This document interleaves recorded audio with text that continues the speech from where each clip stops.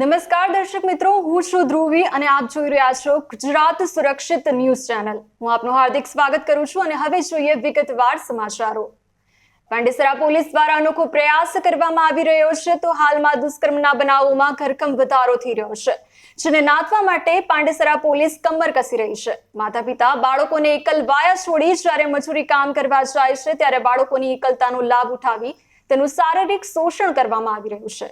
આવા તત્વોની સામે પાંડેસરા પોલીસે લાલાક કરી છે તો પોલીસે હવે બાળકોની સલામતી માટે અને સંભાળ માટે સેન્ટરની સ્થાપના કરી છે। આ સેન્ટરમાં બાળકોને રાખવામાં આવશે અને માતા પિતા કામેથી પરત આવશે ત્યારે બાળકોનો કબજો સોંપવામાં આવશે। તો પાંડેસરા પોલીસની આ પ્રકારની સરાહનીય કામગીરીના ઠેર ઠેર વખાણ કરવામાં આવી રહ્યા છે। બાળકોની સાવચેતીના ભાગરૂપે આ કામગીરી કરાશે એટલે બાળકો શોષણનો ભોગ બનતા અટકશે।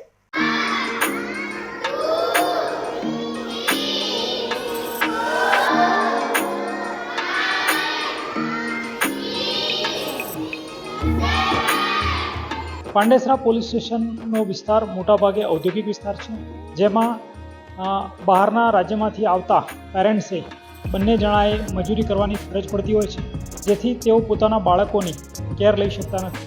જેના કારણે પાંડેસરા જીઆઈડીસી એસોસિએશન અને પાંડેસરા પોલીસ સ્ટેશનના સહયોગથી ડે કેર સેન્ટર બનાવવામાં આવેલ છે। આ ડે કેર સેન્ટરમાં જે પણ મા બાપ બંને મજૂરીએ જતા હોય છે તેમના બાળકોની સાર સંભાળ રાખવા માટે પાંડેસરા પોલીસ સ્ટેશનના 2 કર્મચારીઓ દ્વારા દિવસ દરમિયાન બાળકોને સવારે સરકારી વાહનમાં લઈ જવામાં આવે છે। સંપૂર્ણ દિવસ દરમિયાન તેમને પ્રવૃત્તિ કરવામાં આવે છે, તેમને જમાડવામાં આવે છે અને તેમને રમાડવામાં પણ આવે છે। તેમના પ્લે ગ્રુપ માટેના સાધનો પણ ત્યાં ઉપલબ્ધ કરાવવામાં આવે છે અને ત્યારબાદ દિવસ પૂરો થયેથી સરકારી વાહનના માધ્યમથી જ તેમને ઘરે પણ પહોંચાડવામાં આવે છે, જેના કારણે તેઓ બિનવારસી રીતે એકલા રમતા કે કોઈ ખોવાઈ જવાના કે કોઈ અન્ય પ્રવૃત્તિ કે અન્ય ઘટના તેમની સાથે બનવાની સંભાવના ખૂબ જ ઓછી રહે છે।